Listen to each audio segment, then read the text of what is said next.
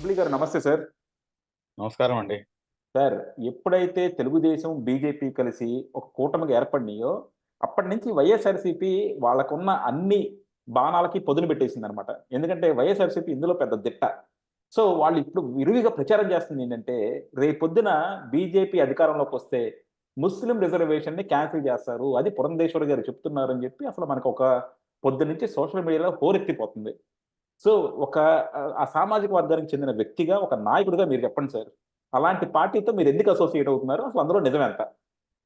Sir ఇక్కడ మనం ఒక విషయం నమ్మాలి సార్. అదేంటంటే అబద్ధం ఎప్పుడు కూడాను నిజం కాదు. కానీ ఇక్కడ మీరు గమనించాల్సిందేంటంటే వైఎస్ఆర్ కాంగ్రెస్ పార్టీ ఏం చేస్తుందంటే అబద్ధాల పునాదిపై ఆ యొక్క పార్టీ అని దాని యొక్క ఆవిర్భావం అనేది జరిగింది. ఈ విషయాన్ని మనం మర్చిపోకూడదు. నంబర్ 1. నంబర్ 2, మీరిక్కడ గమనించాల్సినటువంటి అంశం చాలా కీన్ అబ్జర్వేషన్ ఏంటంటే, వీళ్ళు కావాలని చెప్పేసి ఇదొక్కటే కాదండి. ఇలాగ రోజుకు ఒక అంశంతో ఒక ఫేక్ ప్రచారం చేస్తున్నారు. ఆ ఫేక్ ప్రచారం అరెరే! వాళ్ళేమో మాపై బురద జల్లడం, మేమేమో కడుక్కొని అబ్బే! ఛీ! ఛీ! ఛీ! ఛీ! అలా కాదు మేము పతివ్రతలం అని చెప్పేసి మేమంతట మేము చెప్పుకునే విధంగా చేస్తున్నారు. కాబట్టి ఇది ఒక స్ట్రాటజీగా వాళ్ళు అమలు చేస్తున్నారు. ఇక్కడ మీరు గమనిస్తే గనక పురంధరేశ్వరి గారు ఎక్కడ కూడాను ముస్లిం రిజర్వేషన్ గురించి గాని మాట్లాడలేదు.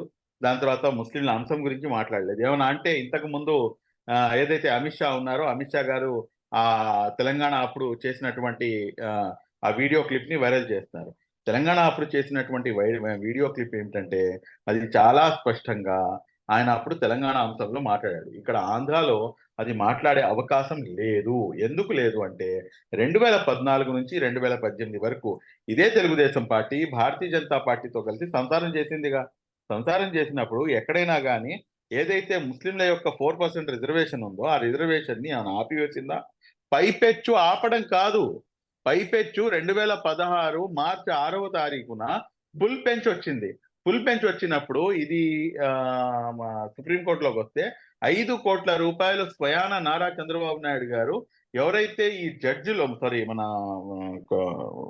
ఏమంటారు అది మన న్యాయవాదులు పెట్టండి, మంచి న్యాయవాదులు చూసి పెట్టండి అని చెప్పేసి రూ. 5,00,00,000 ఫండ్ అనేది శాంక్షన్ చేసి, ఇవాళ ఎవరైతే మీకు ఇవాళ ఉన్నటువంటి మైనార్టీ వెల్ఫేర్ డిపార్ట్మెంట్ లో ఉన్నటువంటి ఎవరైతే ఉద్యోగులు ఉన్నారో అప్పట్లో మీకు మైనార్టీ వెల్ఫేర్ సెక్రటరీగా మీకు ఐపీఎస్ ఇక్బాల్ గారు మొన్నే వైసీపీ రిజైన్ చేసి ఇటువైపు వచ్చాడు.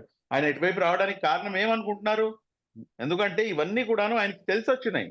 ఈ వ్యక్తి యొక్క ప్రాముఖ్యత ఏంటి? ఈ వ్యక్తి ఏం చేశాడు అనేది. ఆ వ్యక్తి రిజర్వేషన్ తీసేసేవాడు రిజర్వేషన్‌ని ఎందుకు కాపాడతాడు? రిజర్వేషన్‌ని తీసేయాలి అని చెప్పేసి అనుకున్నవాడు రూ. 5,00,00,000 ఎందుకు శాంక్షన్ చేస్తారు? రిజర్వేషన్ తీసేయాలి అని చెప్పేసి అనుకున్న వాళ్ళు రిజర్వేషన్ కోసం అని చెప్పేసి మీరు ప్రత్యేక విమానం అనేది ఏర్పాటు చేసి ఇక్కడి నుంచి రాష్ట్రం నుంచి అంత దూరం మన ఢిల్లీ వరకు మీకు ప్రత్యేకంగా ఇక్కడి నుంచి జనాల్ని ఎందుకు పంపిస్తారు? ఆలోచించాలి మనం. పోనీ ఏమన్నా ఏ రోజైనా గాని 2014 నుంచి 2018 వరకు ఏ ఒక్క సంవత్సరమైనా గాని, ఏ ఒక్క నెలైనా గాని మీ 4% రిజర్వేషన్ మేము తీసివేస్తున్నాము అన్న మాట ఎప్పుడైనా గాని చంద్రబాబు నాయుడు గారు చెప్పారా? లేదు. ఇవాళ స్పష్టంగా భారతీయ జనతా పార్టీతో కూటమిలో ఉండి కూడాను, ఇవాళ కూడాను ఒక ముస్లిం వెల్ఫేర్ అసోసియేషన్ అని చెప్పేసి ఒక ఆర్గనైజేషన్ వాళ్ళు ముందుకు వచ్చి బాబు గారికి సపోర్ట్ చేయడం జరిగింది. సపోర్ట్ చేసినప్పుడు మళ్ళా బాబు గారు మాట్లాడారు. ఏ అంశంపై? 4% రిజర్వేషన్‌పై. 4% రిజర్వేషన్‌పై కావాలని చెప్పేసి వీళ్ళు దుష్ప్రచారం చేస్తున్నారు. కాబట్టి దీన్ని ఎవరిని కూడాను మీరు పట్టించుకోవాల్సినటువంటి అవసరం లేదు. నేను పూర్తిగా కట్టుబడి ఉన్న ఏదైతే రిజర్వేషన్ ఉందో, ఆ రిజర్వేషన్‌ని కాపాడాల్సినటువంటి బాధ్యత నాది. నేను కాపాడుతాను అని చెప్పేసి చాలా స్పష్టంగా కుండ బద్దలు కొట్టినట్టు చెప్పారు. ఇప్పుడు మీరు అట్లే చెప్పొచ్చు. మళ్ళా ఇలాంటప్పుడు వీళ్ళు ఎందుకు ఈ ప్రచారం చేస్తున్నారంటే గనుక మీరు ఇక్కడ గమనించాలి. జనసేనతో పాటు ఎప్పుడైతే కూటమి ఫిక్స్ అయిందో, ఎప్పుడైతే ఇదయిందో ఇమ్మీడియేట్‌గా ఏం చేశారు? బీసీలని ఏదైతే మన కాపు సామాజిక వర్గం యొక్క నాయకులున్నారో వాళ్ళందరినీ కూడాను ఉసిగొల్పారు. వాళ్ళందరినీ కూడాను ఏం చేశారంటే ఆహ్, ఏ విధంగా ఎలాగైనా గాని ఇది డిస్టర్బ్ చేయాలి.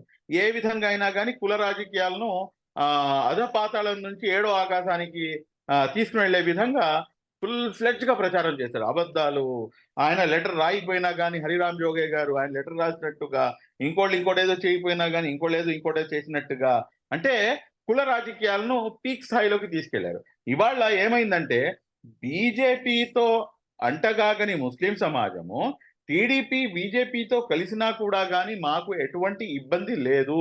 బాబు గారిపై మాకు నమ్మకం ఉంది. He will take care of అస్.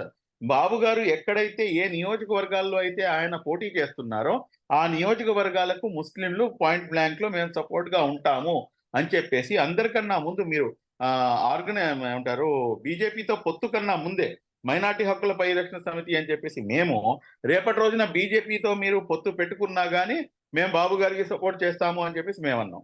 దాని తర్వాత మీకు ఐపీఎస్ ఇక్బాల్ గారు బయటకు వచ్చేసారు. ఐపీఎస్ ఇక్బాల్ గారు బయటికి రావడం అంటే మామూలు మాటలు కాదండి. ఎందుకంటే ఐపీఎస్ ఇక్బాల్ గారి దగ్గర ఇంకో 4.5 సంవత్సరాల ఎమ్మెల్సీ పదవి ఉంది. ఎమ్మెల్సీ పదవిని తృఢప్రాయంగా వదిలేసి ఈ రోజున ఒక సామాన్య కార్యకర్తగా ఇక్కడికి వచ్చి జాయిన్ అయ్యాడు. ఎందుకు జాయిన్ అవుతున్నారు? మూడో వైపు అఫ్జల్ ఖాన్ గారు. అఫ్జల్ ఖాన్ గారు ఎవరు? మీకు కడపకి చెందినటువంటి అఫ్జల్ ఖాన్ గారు పార్టీ సెక్రటరీ. పార్టీ సెక్రటరీ గారు ఆయన రిజైన్ చేసేశారు. ఆయన రిజైన్ చేసి బయటకు వచ్చేశారు. దాని తర్వాత ఈ రోజున ముస్లిం వెల్ఫేర్ అసోసియేషన్ అని చెప్పేసి దాదాపు ఒక 5,000 కన్నా ఎక్కువ మెంబర్స్ ఉన్నటువంటి సంస్థ, చాలా పెద్ద సంస్థ, చాలా పాత సంస్థ. వాళ్ళు కూడా ముందుకు వచ్చి యునానిమస్ గా మేము సపోర్ట్ చేస్తున్నాము తెలుగుదేశం పార్టీకి. తెలుగుదేశం పార్టీ అధికారంలోకి రావాలి. తెలుగుదేశం పార్టీ అధికారంలోకి వస్తే కనుక రాష్ట్రం సర్వతోముఖాభివృద్ధి చెందుతుంది, రాష్ట్రం అన్ని విధాలుగా కూడాను బాగుపడుతుంది అని చెప్పేసి నమ్మి వాళ్ళందరూ కూడాను ముందుకు వస్తారు. ఇది ఇక్కడ వైసీపీకి మిగుడు పడటం లేదు. ఎందుకంటే ఇదేంట్రా బాబు, ఇది బీజేపీతో ఉన్నా కూడా కానీ ఈ విధంగా బాబు గారి మీద నమ్మకం ఏంటి అని చెప్పేసి. అది ఒక నాయకుడికి ఉండేటటువంటి లక్షణం. ఆ నాయకుడికి ఎప్పుడైనా కానీ ఎటువంటి రాజకీయమైనా కానీ చేయవచ్చండి, కానీ మతాల ఆధారంగా రాజకీయం చేయకూడదు. అటువంటి రాజకీయము నారా చంద్రబాబు నాయుడు గారు ఏ రోజున చేయలేదు, అటువంటి రాజకీయాన్ని ప్రోత్సహించలేదు. పైపెచ్చు అటువంటి రాజకీయం చేస్తాము అని చెప్పేసి మేము ఎప్పుడైనా చెప్పినా కూడా కానీ మమ్మల్ని ఖండించారు. మమ్మల్ని అలా చేయమాకండి అని చెప్పేసి కూడాను మమ్మల్ని వారించారు. కాబట్టి ఇది చాలా స్పష్టంగా తెలుసు. ఇది చాలా మందికి ఏంటంటే ఒక రకమైనటువంటి ఇదనమాట, ఇదేంట్రా బాబు ఇది బాబు గారికి ఇంత సపోర్ట్ వస్తుంది అని చెప్పేసి. సో 4% రిజర్వేషన్ అనే దానిపై ఎక్కడా కూడాను మనం చిన్న ఇబ్బంది కూడాను పెట్టుకోవాల్సినటువంటి అవసరం లేదు. నారా చంద్రబాబు నాయుడు అన్న వ్యక్తి రేపటి రోజున ఇన్షాల్లా ఇన్షాల్లా ఇన్షాల్లా సుమ్మా ఇన్షాల్లా అంటే తధాస్తు తధాస్తు అంటున్నాను. అది ఎట్టి పరిస్థితుల్లో అయినా కానీ రేపటి రోజున ఆయన అధికారం చేపట్టబోతున్నారు. అధికారం చేపట్టిన తర్వాత ఖచ్చితంగా ఏదైతే ముస్లింలకు చెందినటువంటి 4% రిజర్వేషన్ ఉందో దాన్ని కాపాడేటటువంటి బాధ్యత నారా చంద్రబాబు నాయుడు గారు తన భుజస్కంధాలపై తీసుకుంటారు అని చెప్పేసి నాకు పూర్తి నమ్మకం ఉంది. నాతో పాటు రాష్ట్రంలో ఉన్నటువంటి మొత్తం ముస్లిం సమాజానికి కూడాను నమ్మకం ఉంది. ఎందుకంటే ఈ 5 సంవత్సరాల్లో జగన్మోహన్ రెడ్డి గారు ముస్లింస్ మీద చేసిన అరాచకాలను కూడా ప్రజలు చూశారు కదా. నంద్యాలలో ఏమైందో మనం చూసాం. సో ఇవన్నీ చూసినప్పుడు సమాజం ఇంకా ఆయన నమ్ముతుందనే భ్రమలో ఆయన ఉండటం కూడా తప్పేనేమో. అంతే కదా. చూద్దాం సార్, డెఫినెట్ గా మనకి 2025 ఎలక్షన్స్ లో ముస్లింస్ అనేది వాళ్ళు చాలా కీలక పాత్ర పోషించబోతున్నారు. సో ఇది ఎటువైపు ఉంటుందో చూద్దాం. థ్యాంక్ యూ అండి, థ్యాంక్ యూ వెరీ మచ్. నమస్కారం.